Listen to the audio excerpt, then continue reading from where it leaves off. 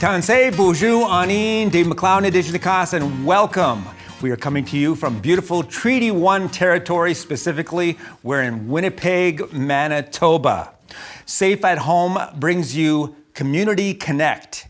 And on this episode, we are talking with Jace Bodner. He's an aspiring musician with an upbeat R&B funk pop sound, taking inspiration from the likes of Stevie Wonder, Wolfpack, Steely Dan, and others.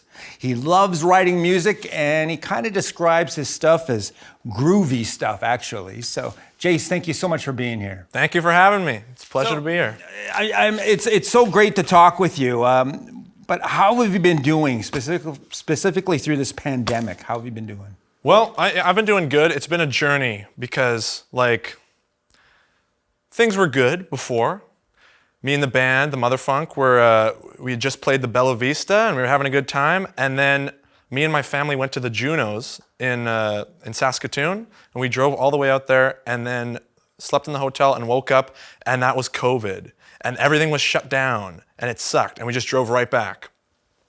Since then, I did nothing for a bit, kind of took advantage of the unlimited time, and then I started to go a little crazy, and I was like, I need to do something. Yeah, since then, I've been working on my music, writing, practicing, recording, Zoom calls with the band, doing whatever we can, and yeah, it's been going good. You have a reputation as being a band person, and you've been involved with several bands. Can you tell us a little bit about that? Sure, yeah. Man, grade 9, I joined the rock band at school as the bass player, and it was sick. I only played guitar at that point, but I started playing bass with my thumb, and I got huge blisters on my thumb. Then after that, I joined, in high school, I was in a band called Superphonic. It was like a jazz fusion band, and I was the guitar player and occasional singer, but we were mostly an instrumental band.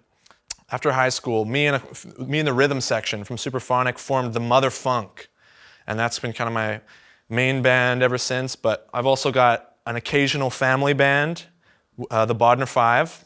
I have a casual band called Four Guys Chillin', and yeah, other bands around. I've played as a bass player for people, and yeah. And you're so immersed in music. I mean, you play so well, and your vocals, lot of soul in your vocals. How did you come about having your voice going in that direction? Like it really does have that like an old school 70s kind of soul vibe. Well, thank you. Yeah, I guess I've always sang around the house. My family's very musical, so I always grew up singing, and yeah, I've always liked to put lots of inflection in my singing, some inspiration from Michael Jackson, and yeah, so kind of lots of inflection in my voice. And a teacher in high school once told me, we were doing a Childish Gambino song, and I was like, little hands, little feet, tiny high. But so much inflection, and my teacher was like, nobody knows what you're saying. You sound like you're doing an impression. So since then, I really like my inflections and my little things I throw in there, but I also kind of try to balance it with my natural voice. So you're landing on the emphasis on the letters in the word you're saying or singing. Yeah. I like to do little weird stuff like that, but I also I try to use my own voice and not just do an impression of. And that's your sense. I've seen you perform live at the West End Cultural Centre, and then of course some of the music you've recorded. You mentioned your parents. Let's talk about your mother, Lori. I know she's very musical. Yep. Plays bass as well. That's right. And your father, Jay, is the frontman for Eagle and Hawk. That's right. So it's like you were kind of born to be a musician with that placement. What's it like? And you mentioned a family band as well. So I saw the Christmas video you put out. So tell us a little bit about that. What's it like to be, is it Bodner 5? Bodner 5, yeah. Yeah, Bodner 5. So what is that like for you? Well, growing up with such a musical family, I I've always liked music and singing and stuff. Back in like middle school days, I didn't play guitar till later. I was playing Rock Band with my little brother Joe, and we were playing, I can't remember what song, but my dad's like, that song's easier on the real guitar. And I was like, yeah, right. But he eventually taught me, and from there, I continued guitar. So they definitely encouraged me, but they didn't like force me. Yeah. I didn't have to go do piano lessons, which I would eventually hate as a young child, because I feel like everyone hates their piano lessons. They were chill about it. They let my interest grow in it and fall into it. Well, and it's interesting with the sound you gravitated to. I mean, it's not alternative rock. It's not pop. It's not you're not in a metal band. Yeah. So I'm curious to know why that direction when you could have went other directions. Well, I kind of liked. I was kind of into like rock and alt rock and indie for a long time. And then in high school, I joined that jazz fusion band, Superphonic. Yeah. And then I was introduced to bands like Wolfpack, which is a huge, one of my favorite artists, bands like Snarky Puppy and Stevie Wonder, Steely Dan, and all those guys. So I really got into them because I was playing with that jazz fusion band. And I was like, this is where it's at. Like, this is what I got to be listening to. And yeah, ever since then, I've been into that. And my friends who kind of brought me into that world of this type of music, they're like all over it. Yeah. They know everything. So and so you've got that as your basis, and then outside of that, you're even doing like work with 47 Filmworks. Yeah. Which is another project that's musically orientated. Tell us about that. Totally. Me and my oldest friend Jacob, me, him, and a bunch of our friends. He's kind of like the ringleader of this circle. He's a director. We make videos, short films. Ads for different businesses and things. So I've collaborated with them a bunch of times, acting in roles and also scoring music for the short films and other videos. And yeah, we actually just came out with a new one, The Last Milkman, which I made some music for, as well as some of the other guys in the group. We all kind of worked together to make the score.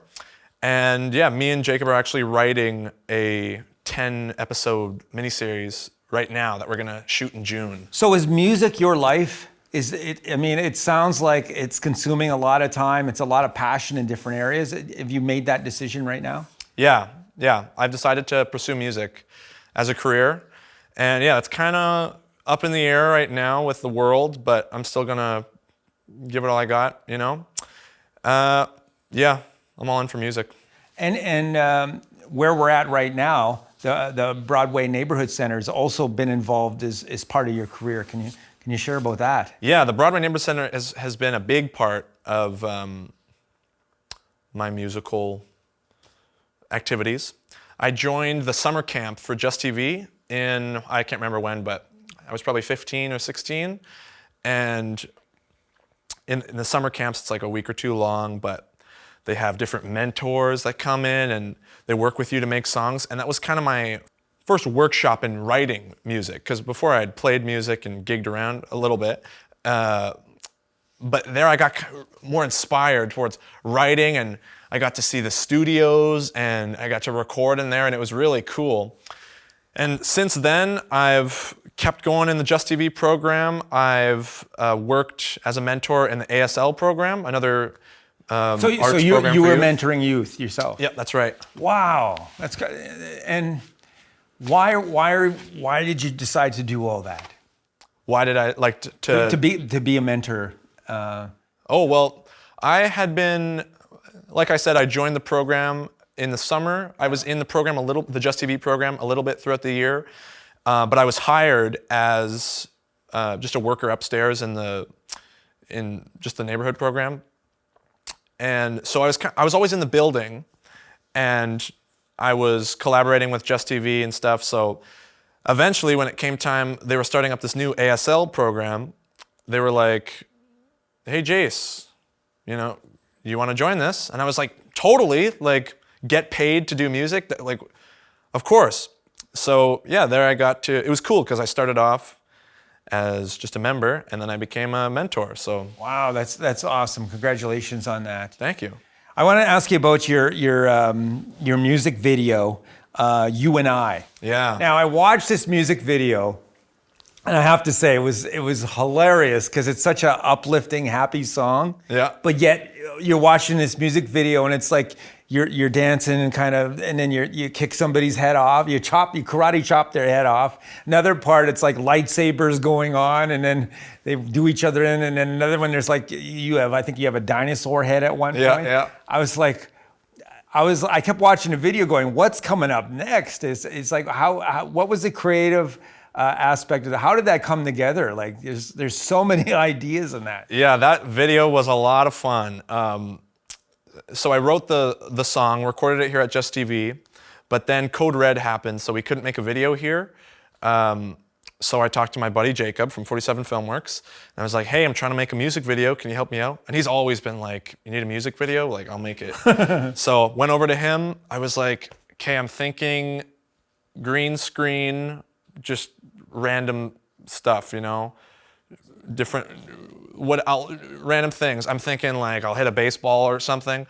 So he's like, cool. Set up a green screen, went over to his house, and he has like a bunch of like random costumes downstairs. Like he had that giant dinosaur head. I was like, gotta use it. Yeah. So we just took these different objects and did random things. Like, okay, what if you're driving a car? Okay. Without the car. Yeah, just on a seat. So yeah, I kind of just flailed around a whole bunch, and then Jacob like is a master, so he put it all together and made it. Did your dad have a role in any of that? No, he didn't. What did he think of it, your mom and dad, when they saw that music video? They were fans of it. Jacob was sending me clips as he was finishing them, so I was showing them here's me eating myself as a dinosaur, and yeah, they were definitely looking forward to it. But it speaks to the music too, because you want to have fun with your music. Totally. And it wouldn't work unless that song was underneath it, where you watched all those scenes, because I kept thinking, this has taken my mind somewhere different than the song is sometimes, and it was a lot of fun. Yeah. So where do you hope to go in the next few years after this pandemic kind of settles down? What do you hope where your music will go? Well, I'd like to have a whole bunch of music out there. I'd like to have an album done with my band in the next year or so. And yeah, after the pandemic's done, and if the world goes right back to normal, I would love to be playing lots of gigs, going around touring.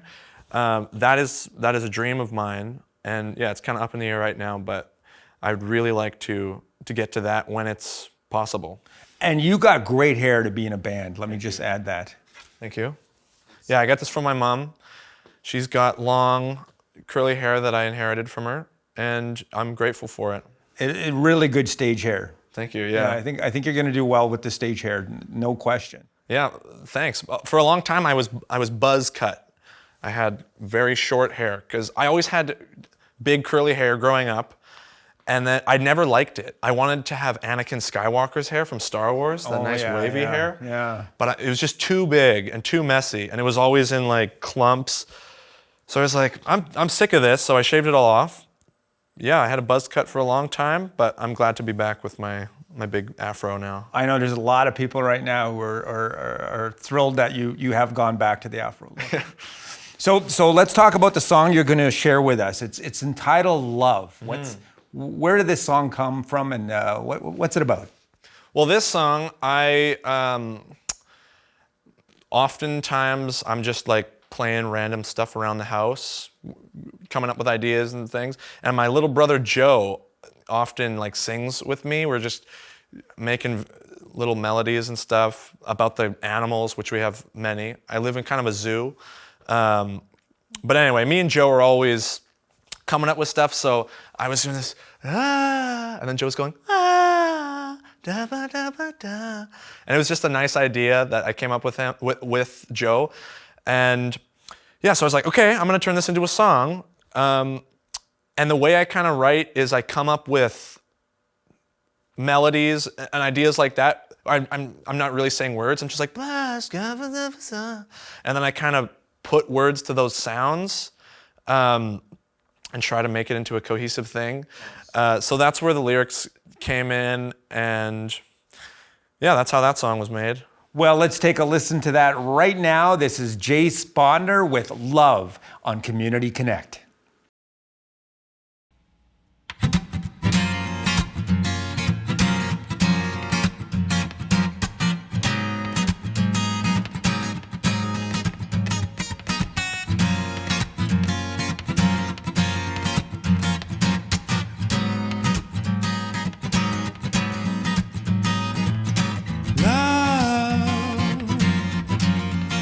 Drops me through the floor. Love fills me at the core. But love, there's no way you can control it. Go, let it take you where it's going. I don't plan on going away. What's the sense in throwing away all that I got? Maybe I got nothing really. Feel like I got something to prove. If it's love, it's enough. Love, I don't know where it's gone. It's out of my control.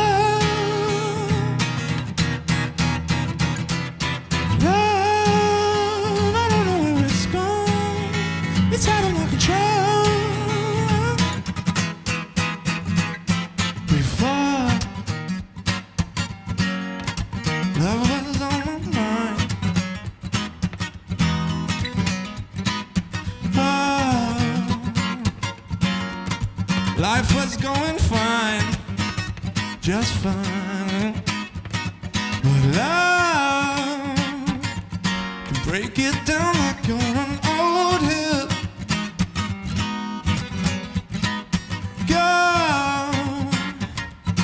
Let it take